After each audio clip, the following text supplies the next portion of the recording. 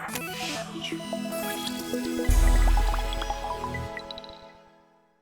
Assalamualaikum and welcome back to Empirical Unplugged. Woohoo! You made it to the next video. Alright, so basically this video is strictly for you SMEs owners. So look me into the eyes. If you don't know how to put your price for your products or your service, this video is for you. So together with me, tak lain tak bukan, we have Alif Mazli. Yeah. Hello, it's me again. Yes, Alif again, and I believe because Alif is my mentor back in the days until today. There's a lot of things that you need to learn from him. And for the SMEs owners, if you guys are new into this channel, my name is Faiz, and I will be your friends throughout this journey, right? So Alif, for today's punya video, kita nak cakap pasal pricing, right? Yeah. Pricing ni is one of the things that yang akan tentukan sama ada your business will be profitable or lose your money. Right? Yeah, right. And I believe a lot of SME dekat luar sana, diorang selalu tertanya macam, nak letak harga berapa ni? Mahal sangat ke tak? Kalau letak harga macam ni, rugi pula. Betul. So, how are we going to understand the best price for your product or your service? Okay, right. Thanks, Faiz. So first thing first, I think we put a little bit of context, right? We're doing this to share with SMEs and not like corporations and big brands. And the reason why is because usually big brands, whenever they want to penetrate a market, they will do a market research first. Oh. You know, a very extensive one, and then the team will come up with a strategy and everything, which will be a combination of what we'll be sharing. But this time around today, we're just gonna go through one by one. I think there's 8 of them that we're gonna go through, like 8 different techniques that you can price your product to make it competitive. Eventually, what you want is to sell them, right? First one, you have the basic, which is cost plus pricing. Cost plus pricing is straightforward, and this is something that usually a brand that have never, I mean, for an owner who's never run a brand before, right? Never sell. Tak pernah ada any experience. No experience and everything. So this is for you. Like cost plus pricing, straightforward. You have this what we call cost of goods sold, or COG, usually cost of goods, right? You look at what the cost of goods. Say for example, you're selling skincare, right? Your product, the cost to manufacture the product is, let's say, 40 ringgit, and then the cost for shipping is 10 ringgit, and let's say that 40 ringgit is also inclusive of administrative costs and everything. So cost plus pricing is just whatever the cost, and then you add a markup, right? So you want it to be at a healthy markup so that you still make money, but at the same time people still want to respond to it. So if you put it too high, for example, if the cost of product is to make is 15 ringgit, of course it has to be a certain quality grade, right? Of course, some product, the better quality, usually they have a more premium ingredient, the cost is going to be higher as well. You don't want to put it too high, like if your cost to make is 50 and it's not better than, let's say, I don't know if there's a grade or anything. Let's say for example it's a grade B, Okay. right? You cannot price it the same way as a product grade A. So you have to be realistic and reasonable at what the margin that you want to be. Of course, as business owners, you still want it to be as high margin as possible. Yep. But you have to be realistic. An interesting thing that I would say you can do is just that you can do some testing, and eventually after we cover all this, I'll go back into this again. How do you do product testing, pricing testing, to see if technically pricing tu okay ataupun okay ke tak, tidak. people can respond and everything lah. So Is it sama macam test A, test B kalau kita buat social media punya ads? Basically yes, but it's slightly different in a way because I mean for us, for example, we have first-hand experience in e-commerce. We do that on a day-to-day basis. Let's say if I have a certain product, this is the cost to make, right? I can easily like increase and decrease and everything just to figure out lah.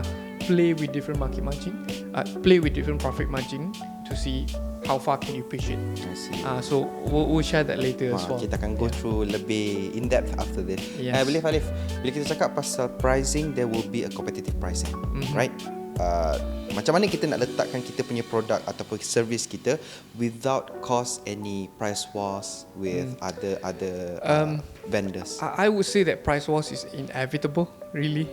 So, but at the Dia end akan of ada it, juga walau macam mana. at the end of it, there's always a segment of audience who are willing to buy any product at a certain price. It's just like the standard has to be up to the expectation lah. So when we talk about the second part, which is competitive pricing, it's basically you comparing between your product versus whatever your competitors is selling. Let's take for example, apa nak pakai? Tapi botol Montigo. Semua orang sekarang Okay, pakai botol Montigo lah. kan. Okay, botol Montigo. Dulu orang pakai botol Tupperware. Kan This one is not Montigo. It's not Montigo. Macam lah. I bought it cheap at Mercato. It's just like RM30. I bought it cheap, no brand. But my wife used a Stanley Cup like almost lagi mahal. Yeah. But it's the same thing. I told sama her. je. So woman je tiba. Oh tak. Sorry. sorry.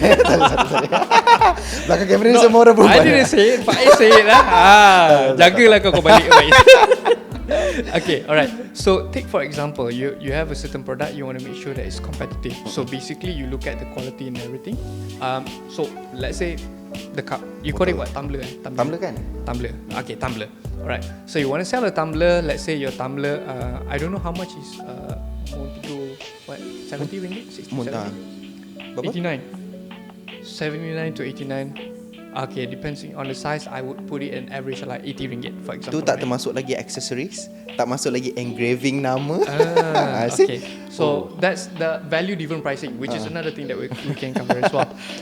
So competitive pricing, basically, let's say you're selling a tumbler.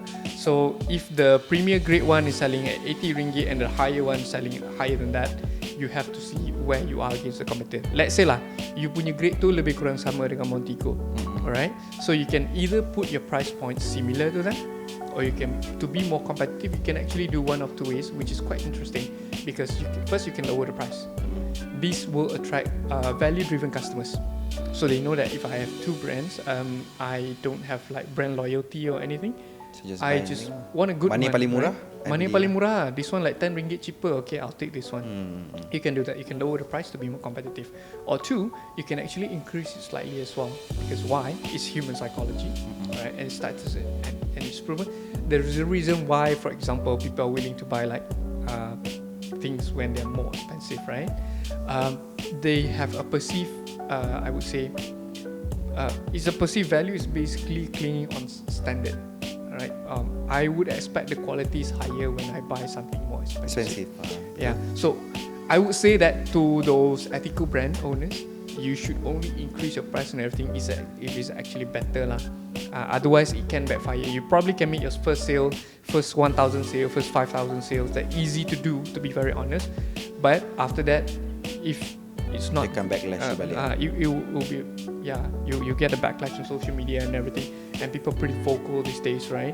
Tapi macam pricing, macam you cakap pricing, does psychology in pricing really works? Like you slightly decrease the amount of the product, the price of the product. Does it revert to sales? Macam the small things that you adjust the numbers a bit. Is it really works? You can test. You can test if it works or not. But I would say that it's not 100% of the time that you can lower the price and get more sales, just because you lower the price. Yeah, there are times, and we know this because we do it for our own e-commerce brands as well. There's certain product. By the way, we're doing this in Europe. We did it in a couple of different markets, right? Let's say the product's cost is somewhere around €30, right? And then you want to sell it at 70 to €80. That's basically cost plus pricing lah. Okay, but at the same time, you have to take into account my product doesn't have a brand, so it's basically the brand that we created. But for the same price, people can actually buy from Puma and from Nike as well, right? So of course they have a perceived value, they have brand and everything. So I cannot put it too high or higher than Nike or Puma when they have the established brand yang right. Yang like say for example, even if in Malaysia you want to sell sneaker.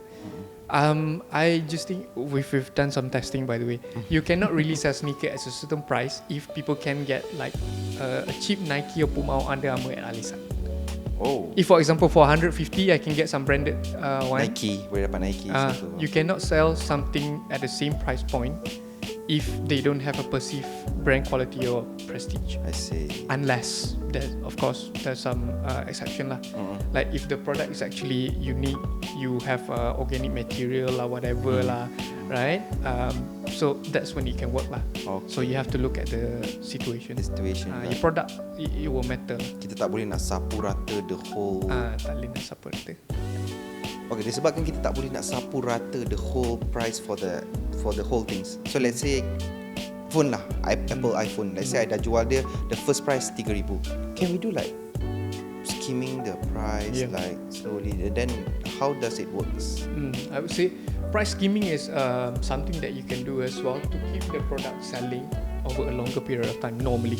So you see a lot of like tech products usually, but it's because how tech product cost works, right? It get cheaper over time. Like TV today, I think 1,000 plus 2,000 pun dah dapat dah. Kalau yang 2,000, brand, even like I think like for example 50-60 inch probably can get 2,000 today. betul. Back then it cost 3,000, 4,000, way cheaper. So that's price skimming. And I see an easy example would be like Apple. Like for example when they sell the phone, it used to come out like Faiz said just now. It used to come out at let's say 2,500, 3,000. Eventually get cheaper and cheaper, and technically to make way to the new product lineup as well. So you can make this as a strategy over time too. If you have the same product and you have new product that you're going to introduce to the market, but you still want to make sure that the old models orang still akan beli. Let's say you have 2.0, 3.0, but you still want people to buy 1.0, and then you can use price skimming strategy. I see. Does it really works? I would So say macam Apple is a established brand. Kalau dia keluar phone harga 8,000, 9,000 pun orang still akan beli, tapi tak ramai lah kan, tapi orang still akan beli. So the price skimming basically just for the older products, I would say not just older products lah, because we look at this from this perspective, right? If you want to sell a product, you want to market, of course you have the COG, which is cost of goods. But for new product, usually you have advertising, you have influencer that you engage, you have endorsement and whatnot that actually goes into the cost. I think there was a time that we did some research back then, I can't remember. Like for example, for every single Samsung phone, every 700 ringgit that you pay actually goes to advertising. It's not for the product. Actually just to cover the cost to advertise. But I think this part we have to fact check later on lah. Okay. But we did some I did some digging back then and everything, but a lot of brands are like that. So for new products, usually because I have all of those, right? So the cost is eventually higher. But when you have older products, because you want to sell them, you want to clear the stock, but technically you don't advertise them anymore. So you can do price skimming basically, because now there's no advertising cost to it. There's only cost of goods, but I want to clear them, so I can just lower the price over time. I see. So most of the business owner out there, kalau for the guys, you guys, the SMEs owners, this will be one of the tricks that you can do for your products lah. And Alif, the next one will be like the penetration pricing. Okay, penetration pricing is quite interesting because ini memang yeah, best. You see a lot of brands that are there, they're doing this. Basically, penetration pricing, what they do is that in a very saturated market, they want to penetrate the market, right? So they offer like ridiculous price to basically just slash everybody. I think one good example, like for example, is it Mishue? The brand? Mixu. Okay, right. Mishue. Kita dah fact check dah dengan our Chinese team member. They sell boba tea, they sell ice cream. The boba tea goes for what? 5 ringgit. The ice cream for 2 ringgit. 2 ringgit for a sundae, which is crazy cheap, I would say, right? So you compare it to Tea Life, you compare it to Chaji. You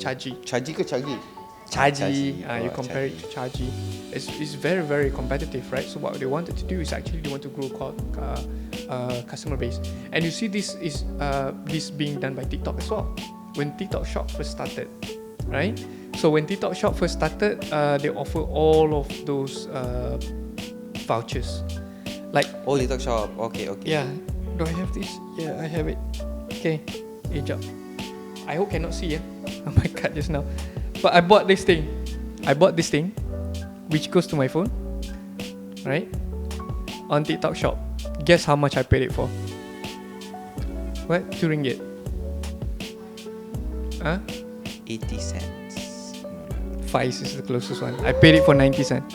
90 cents? Yeah, crazy. Harga dia? Harga dia, I think the selling is from Chabi. I think 30 ringgit to 40 ringgit lah. It was my first experience buying on TikTok, and yeah, I got it practically for nothing. Yeah, so quite crazy. So that's what penetration pricing is. So it's more like strategy, bukan it's to a pricing penetrate the market. Yeah, to acquire the customer and then eventually when you build the customer base. okay ke? Make sure. Yeah. They're willing to take loss first, build a customer base, and eventually. I so see. there are ways lah. You can increase the price over time, or you can introduce more premium product and everything. Like for example, in the case of TikTok, it was only the first purchase. Okay. To get you familiar with the whole buying journey. Right now, I already register, and then after that, there's easy checkout and whatnot, right? And then I know that TikTok is actually quite good, and the product is quite okay. Delivery is quite fast. So next time I just come back and buy. So now I would say I'm a regular buyer on TikTok as well. So thanks to the penetration pricing strategy that they introduced. Yeah. Penetration pricing actually really works if your product is good lah. And another thing, you're willing to lose some money first. Oh, okay. Yeah, just to penetrate. Okay. Just untuk orang familiar or recognize your products lah. But as I said, this strategy can works for you. But I believe semua orang suka benda murah, so everybody will buy your product first. Then if your product is good enough, they will come back. Alright, for sure. Alright, Liv. So the next one will be the value-based pricing. Sebab kita tengok dekat dalam market, banyak syarikat, banyak brand that do this kind of pricing for their product. So can you walk us through these things? Alright. Okay, so when it comes to value-based pricing, you're basically not pricing your product based on strictly what the competitors are offering to the market. So let's say I have the same category product, but I know that it's far more superior. Let's say, for example, it's more durable, it lasts longer, or more convenient to use and everything, right? So because of that, the kind of ingredient material that I use, or maybe more excellent, better customer service, perhaps. So I don't put that based on what the benchmark in the market is. So let's say the market is selling it at a certain price, I want to sell it higher, but what comes together with that is actually a far more superior quality and also service. The value behind the price. The value behind it, yeah. So it may be a bit difficult to adopt. Not all brands can do that, but what you can do is actually for certain brand where the product is not based on strictly the I would say the feature, but more towards on the benefit. Like say for example, we worked with brands before where they sell chocolate drinks that help people to sleep. Let me ask you, Faiz, what's the price of a good night's sleep? Can you put a price on it? Priceless. For example, right? So basically that's part of value-based pricing as well. So that's why for example, when the product solves a problem, right? The price to solve the problem is something that usually people are willing to pay extra for. So this is where you have to position things slightly different. It doesn't only reflect on the price itself, but also how you address the market and how you represent it. For example, in your web store and your landing page and everything, talk more about the value rather than the price. I see. So kita letak the product price to based on the value that we believe on our products. But I believe all the SMEs out there, you sell products that you believe on the things, right? Takkan you nak jual benda yang you macam tak percaya. But I believe there's also SMEs owner yang jual benda yang dia pun tak percaya apa yang dia jual. They just, this thing can make money, I sell, right? Yes. But this one is for the one yang kita believe on the value that we give to the market, alright? Alif, the next one, loss leader pricing. Okay, so loss leader pricing is quite interesting because it's basically a very famous example is like I think it was Walmart or Costco. Let me do a quick check. So a famous example would be like Costco. They're in US, they're not in Malaysia. So what they do is that they sell $1.50 hot dog for people to buy. It's actually quite cheap and the price doesn't go up. Yeah, it is satu hot dog. Hot dog. Makan. Makan. Untuk roti makan. semua. Yeah. So sausage. So over time, with inflation and everything, they didn't actually raise the price. Sama je harga dia. So technically, it is a loss leader in a way, but the reason behind this is actually to get people to come and buy. So it's a hook product. So you see a lot of this as well. Like for example, we worked with an SME before, where they are a salon. Okay. I would say a premium salon whereby you can get all your hair done, your nails and everything, and a session can cost somewhere between 300 ringgit to 400 ringgit all the way to 600 ringgit. But at one time, for example, if the customer is not familiar with the brand or not familiar with the shop or the boutique, maybe it's a bit different to attract them. So they introduce a loss leader, which is come and get a 50 ringgit facial, which is quite cheap. And I asked them, they actually don't really make money. And when you have to advertise, they lose money from every single client or customers. But you know how it works when it comes to spa and salon? When you go there, Upsell. hey, yes, upsell. You nak tak this one and that one and everything. So that's how we can do it. Basically, a loss leader strategy can be something that you do as well. But you have to make sure that the product that will become the loss leader is something that people really want, and at the same time you have to tie it together with a secondary or tertiary product or solutions that people will more likely gonna get together. Like if I get this one, I'm also gonna do this. I'll get this and buy this and everything, so that you actually cover the cost, so that your loss leader doesn't become just Loss for a you. total loss for you lah. So be careful when you do that. Alright, so kita tengok loss leader pricing, and I believe kalau kat Malaysia pun kita ada Tesco, kita ada Aeon that usually do macam sales yang gila-gila, like jual ayam RM5 per seekor ke apa ke.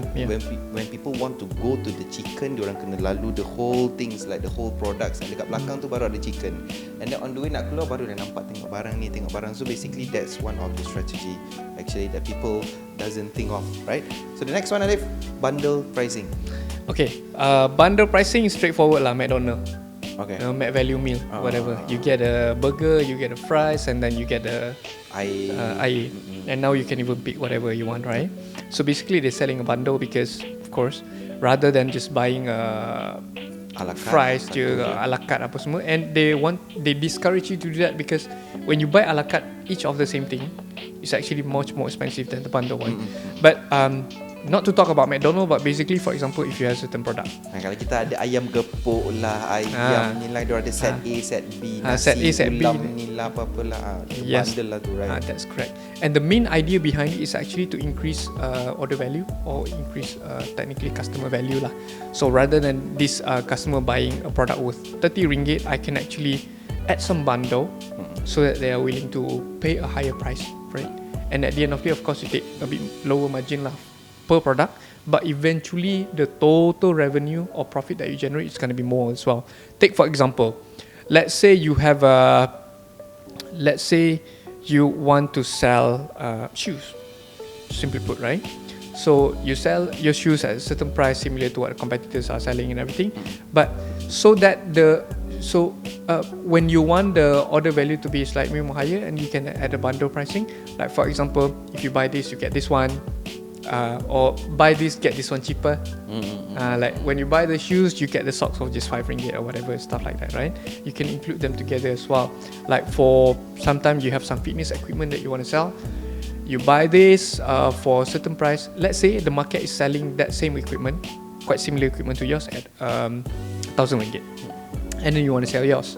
So you can sell yours at 1,500, but you get a free workout video, you get a free mini kit that goes together with it, or maybe a free t-shirt or whatever, and eventually you bundle things up together. So that's what bundle pricing is. It allows you to charge more than the market, but the customers know that I'm getting more value in this.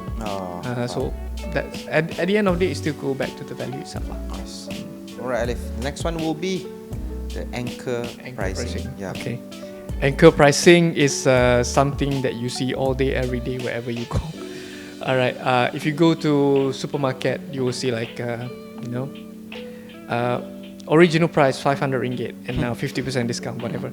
So that 500 ringgit that you see, basically, if you think again, if there's a discount and they want to sell at 250, they could have sold at 250, but they want to put that 500 there. You go to website, okay, any site and everything, they still put it over there. Right? So what it does is actually, it is a psychological technique, right? Basically to tell you that this is the anchor price, and what you're buying now is actually, what you're paying for now is actually less than the actual price that you would have to pay if not for the discount, whatever. Yeah. So it's there for a reason. So anchor pricing is something that you can do as well. So the challenge that I have when technically the challenge that our client have, they would say, I have product in store. Okay, let's say I sell this product for 99 ringgit, But when I want to push online sales and everything, how do I price different things at different platform? I have product in store, I have product in my own online website, and then I have in Shopee and I have in Lazada. So first thing first, what we always suggest to them, of course, where do you want the most sales to come from? Like, because like Shopee and TikTok and everything, they have the audience over there, the fulfillment, the payment backend and everything. But of course, you have to take into processor fee lah. They take that cut. So what you can do is, for example, whatever you're selling in store without promotion, you can set a certain price. That can be the base price, or that can become the anchor pricing. Let's say the anchor price is 100 ringgit already, but if you buy from our store, it can be at 80 ringgit or 75 ringgit and everything. You can easily get 25% discount if you buy online. So that's the kind of pricing strategy you can do as well. This is not in comparison to what your competitors are offering already. It is you versus you, but different platform. So that's what it is for. And we have tested selling the product for the same price with and without anchor pricing. And people have done research on this as well. We can check later on. I think, I think there was some discount price there. This one I think I have to. Yang part ni boleh potong. Nanti boleh tu. So there was a research done that shows that 85% of customers are more willing to buy when they see a discounted price rather than just a flat out. Diorang tak nak tengok harga. Contoh barang tu 200 tapi sebenarnya harga dia 800, tapi kita dah bagi diskaun. Diorang suka tengok ada 800-200. Even for, I would say, a smart consumer, even for myself, it's a problem. But at the end of the day, it's sales or no sales, right? Yep. You can say that you're a rational person and everything, but at the end of the day, like I'm probably thinking that it's 250. Is it within my budget or not to buy? But yeah, eventually the data shows that when you have an anchor pricing, that people are more likely to buy. Alright, that's it about anchor pricing. Dan Alif, dalam banyak-banyak all the pricing strategy for you, which one the most underrated yang you rasa the SMEs should implement in their business? Okay, so for the most underrated one, I would say bundle pricing. First, bundle pricing, because they are not implemented enough. Because a lot of brands, they usually think that I look at the competitors and everything, but at the same time, one of the easiest way to actually increase customer average order size, basket size, not just to win, but to increase order size, is to do bundle pricing. And we've tested that. Okay. Yeah, but you have to still do some experiment if it's gonna work or not. Sometimes the bundle that you put might not match. We have even done some testing. Product A, B and C doesn't work. A, B and E work better. Like for example, you can test, right? And the good thing when you run a digital campaign, it's easier for you to do this testing. And eventually, you just need the first 10 or maybe 100 sales to tell you if it's something feasible or not. But I would still say that there's no one specific pricing strategy that's gonna work really well. Yeah, I wouldn't pin it. Ada satu yang works for everything. I would say it's a mix. Like for example, kalau you baru start, right? You don't know where to start. You can start with cost plus pricing versus competitive. So you can use the markup and everything. Usually, the simple formula that we use, like Mercedes logo lah, ada 3 tu. You have the COP, you have your profit margin that you expect to make, and the part that a lot of brands usually left out, advertising costs. So you have to factor around maybe 20 to 30% to advertising. So a lot of brands, I would say a lot of mistake is that they do not factor into advertising. You just straight away go into, this the price, this is my profit margin, and then I just do TikTok live ke whatever. One more thing. So they don't. Do all business need to do advertising? I would say it makes a lot of difference. Yeah, are there any brand who have never spent a single cent on advertising and make it? Yes. Okay, but even like for Tesla, they've never spent before, like for example. But of course, they have the Elon Musk, but he's now a totally different person than who he used to be. I have my reservation over how I feel about him lah. Okay, at the end of the day, he's a good entrepreneur. That's what I feel. But there are brands who do things 100% organic. But I would say they are outliers. You have to have like outstanding product. You have to have like virality built in the product and everything itself. And a lot of people, I would say, overestimate their ability to make the product viral. Yeah, a lot of people overestimate that, right? So at the end of the day, I would say, for 99% of the brands out there, advertising is quite important. So always at least take this into account. 20 to 30% go into advertising. If you don't have to advertise and people just walk into your store and buy, that's bonus. That's what I would consider, right? So you can start with that, and after that you can test different things. So basically dia memang ada business yang tak perlu buat advertising, but the numbers is very small. Very small. Example macam Lamborghini. I don't think they do any ads for their cars. Yeah, you never see them on I tak TV and pernah everything. nampak. They do advertising differently. Okay. They do advertising differently lah. Like for example, like Rolls Royce. I don't know. I mean, when you read things on social media, it's hard to validate and everything lah. They say like Rolls Royce, how they do it. Like, you know, they do a like normal car. They would show up in malls and everything. They will not show up anywhere like that. They would never show up in auto show, whatever. They would just show up at like where people buy private planes, and they put a car over there, and people see, oh, in comparison to you know, buying a new private plane, I can just buy a Rolls Royce, it's cheaper and stuff like that. They do advertise, but the way to advertise is slightly different. Yeah. So at the end of the day, for brands, this is the baseline. Look at cost plus and then look at competitive pricing, but at the end of the day, you would want to experiment, and even the price itself, you want to, you know, have an anchor price so that you see transparent with people. But maybe on a day-to-day basis or even weekly basis, we want to do promo, special promo and everything, and figure out if people respond to that discount. And I think one thing that I want to mention as well, when I talk to a lot of SMEs, they are quite worried to put a big discount. They will always go like a 5% discount, 10% discount, thinking that if I put 30%, 50% probably would look scammy or things like that. But at the end of the day, as long as your pricing is transparent, as long as it's consistent, it's okay. Alright, and then we can test it out. And eventually, like for example, when you're not promoting the product and everything, you can just remove the discount if you want. So that's something that you can do as well. So I believe throughout this session we learn a lot in terms of the pricing, because if I'm a business owner, I pun tak tahu what should I put the numbers of for my products, and I believe you need to do some research. Depends on your competitors, and also if you, as Alif said, if you can do bundle pricing, please do so, because that's one of the things that can make, because I believe all the SMEs owners are also consumers, right? All of us is consumers. We love discounts. Everybody love discounts. Siapa je yang tak suka harga murah, harga duran runtuh, right? So that will be the point that people start to buy your products. And I believe all the SMEs owners out there got a lot of other questions regarding, you know, the strategy, the pricing and all, and you guys can just type in the comment section below, ask any questions, and maybe we can answer in the next video, right? Me and Alif will be in the video. Maybe we can, you know, answer all the question, and maybe if you have any thoughts about this video, or maybe you want us to talk about any topics, please comment on the comment section below. All right, Alif, thank you for today's session. I believe we learn a lot today.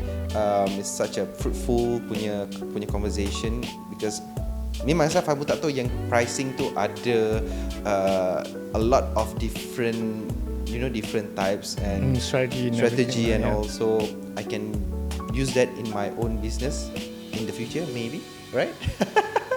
All right, so that's all from me. And Alif, last thoughts. Yeah, first of all, I just want to say thank you to anyone who's watching this video, right? So one of the reasons that we're doing this, you probably see that our content is leading to e-commerce and also to SMEs and everything, because we understand that when it comes to working with big brands and everything, they have the resources, the firepower, people to do research and everything. But some SMEs, they could be a one-man show, they could be a team of 5 or 10, and I think you know, when it comes to running business, doing marketing and everything, some of us are maybe academically trained, but some of us might not be so. So the whole point is to share some things, few things that we've learned throughout our journey as an advertising agency. We come from advertising, but we've slowly ventured into e-commerce and everything as well. There's a point that we're also learning, right? So now we're just sharing what we learned, and we hope that you guys appreciate, and you guys enjoy what we've shared with you, and maybe some of it will be helpful as well for your own brands growth and also your brand's planning and strategy. So I wish all the SMEs out there, all right, especially homegrown SMEs, I wish you guys all the best of luck. Just know that as long as the product is great, you have a proper plan in place, and you're willing to, I would say take some risks. Not everybody like to hear that, but I would say yes, take some risks, especially for the big brands, for the small brands, right? Yeah, there's definitely a way for you to compete in the market. But another thing is just that it's instilled in our DNA as a digital agency, because we move fast, we do a lot of changes. Like for example, like we talked about just now, we can easily change a product pricing. Day to day. Last thing that I promised our audience that we want to share, like for example, when you change certain product, one of the things that we're selling, we're in fashion e-commerce, we sell shoes, one of our best selling shoes. We sold like 12,000 pairs of those within 1 quarter, which was quite insane for a brand that nobody know about, and at a price point quite similar to what you can buy at Nike or Puma or whatever. The cost of product is somewhere around, like for example, €20, right? And then for a simple cost plus pricing, you want to sell somewhere around like 50 to €60. And then we realized that when you put a certain price, people are buying, all right? And then we realized how much further can we push this. So at the end of the day, it's tied to the value, it's tied to the product quality and everything. So we realized that what's interesting was that there was a time that we want to push more volume. We were willing to take a lower margin. We lowered the price to like 40. And then we realized that people are not buying. Yeah, because somehow the perceived value is lower now. And then we reverted back to the price is working. And then we realized, okay, people are buying and our conversion rate is good. Look, it's average around 33% and everything. So test, try and test, yeah, experiment. And then it's not finished yet. So we raised the price. So if we raise the price bit by bit, by $5 or €5 mark, like go to 55, 60, people still buying, 65, 69.99. Oh, that's another thing as well. The 99 thing. Yeah, that's another method as well. There's psychology behind it too. And then we realized that this product, the limit is at 79.99. If I push it higher, people will not buy. So that's a threshold to value as well. But what did we learn from this? We learned that the product pricing can be a bit fluid. So sometimes you as a product owner, you do not know what is the value people willing to buy. So be open to experimentation with testing, sometimes not just lowering the price, but even increasing the price. You might get less customers, but you have to address less customers as well. Less on the back end, inventory, fulfillment, everything, the product margin might be better too. So that's another thing that you want to take into consideration as well. Right. Yeah. That's all for today. Thank you guys for being here, and hopefully we'll see you guys on the next episodes. Thank you, Alif. Thanks, Thank you guys. guys. Bye. Peace.